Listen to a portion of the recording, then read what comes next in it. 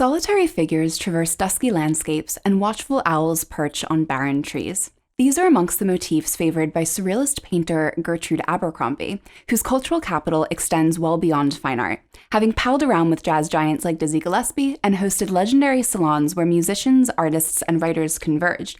Abercrombie was one of the coolest contributors to mid-20th century American culture. This is Several Circles.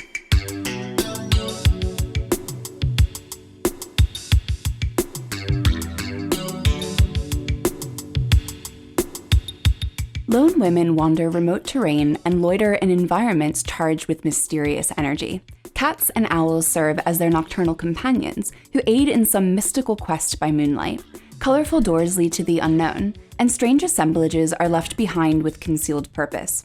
Things get pretty weird inside, too, where we get stolen glimpses at supernatural phenomena and peculiar rituals.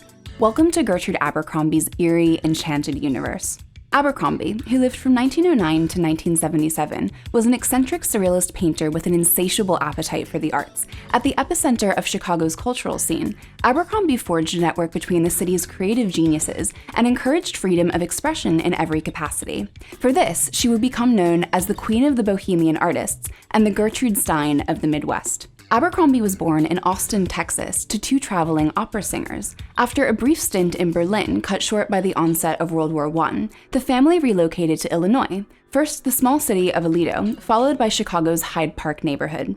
Abercrombie studied linguistics at the University of Illinois until 1929, before switching gears to art, which she pursued at the School of the Art Institute of Chicago and the American Academy of Art. She initially worked as a commercial illustrator for local department stores, but she would soon abandon her post to inaugurate her own practice. Abercrombie's early work introduces several of the motifs that she's best known for, including cats and jacks. Her initial portraiture is rather painterly, though she would cease painting other people's faces in favor of her own, fueled by a fascination with her quote-unquote homeliness.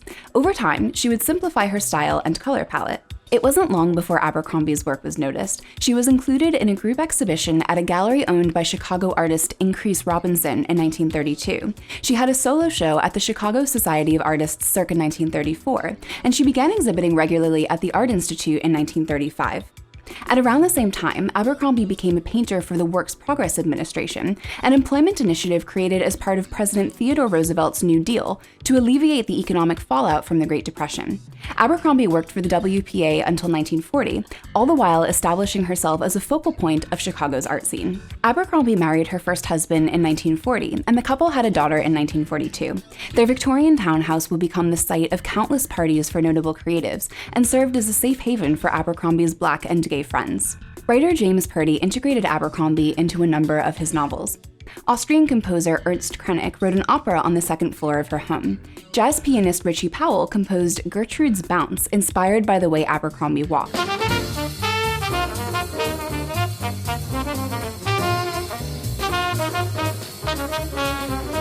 And as a talented improv pianist herself, Abercrombie would invite jazz musicians like Dizzy Gillespie and Sonny Rollins to practice with her. She was also a fan of bebop and classified her work as bop art, a riff on the established movements of op art and pop art. While Abercrombie received brief artistic training, she completely disregarded formal techniques with bebop-style spontaneity. She was influenced by the paintings of Belgian surrealist René Magritte, but most of her motivation was to paint whimsical symbols of her own psyche. Moody, tempestuous self-portraits in lonely figures and collected artifacts, plus a number of actual self-portraits too. Known for her mercurial disposition, fierce wit, and magnetic attraction to revelry, not to mention her troupe of beloved cats, Abercrombie was said to have witchy vibes. It was a persona that she openly embraced, as is apparent in the clothes she wore, as well as the occult iconography scattered throughout her work. Despite her very social, very metropolitan lifestyle, Abercrombie's paintings were her escape into a quiet, magical world all her own. It's also worth noting how tiny many of her paintings are. Some of them are no more than a couple square inches, which lends even more of an intimate, insular quality. Given life as she lived it, it's fair to surmise that Abercrombie may have suffered from the expectations of a 1940s and 50s era wife and mother. She also bore witness to such turbulent times, from the Great Depression to World War II, the communist witch hunt that was the McCarthy era, and the boiling point of race relations in the US.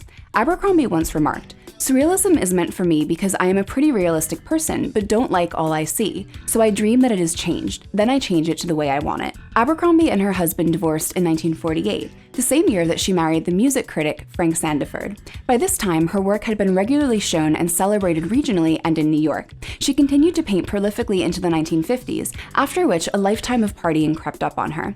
Her health declined, her second marriage fell apart, and when she did paint, she played it safe with small-scale still lifes. She and Sandiford divorced in 1964, and she essentially became a recluse confined to her once buzzing home.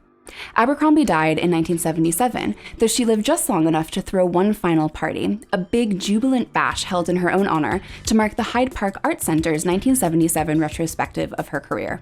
In 2018, Karma Gallery in Manhattan held a rare exhibition of Abercrombie's work. It was her first New York retrospective in 66 years, and it really resurrected this Midwestern marvel for local audiences to obsess over once again. Abercrombie's work can be seen at the Art Institute of Chicago and the Museum of Contemporary Art in Chicago, the Smithsonian American Art Museum in Washington, D.C., and the Milwaukee Art Museum, amongst others. Thanks for watching Several Circles. Don't forget to subscribe for more videos about the lives and work of extraordinary artists from across history to the present day.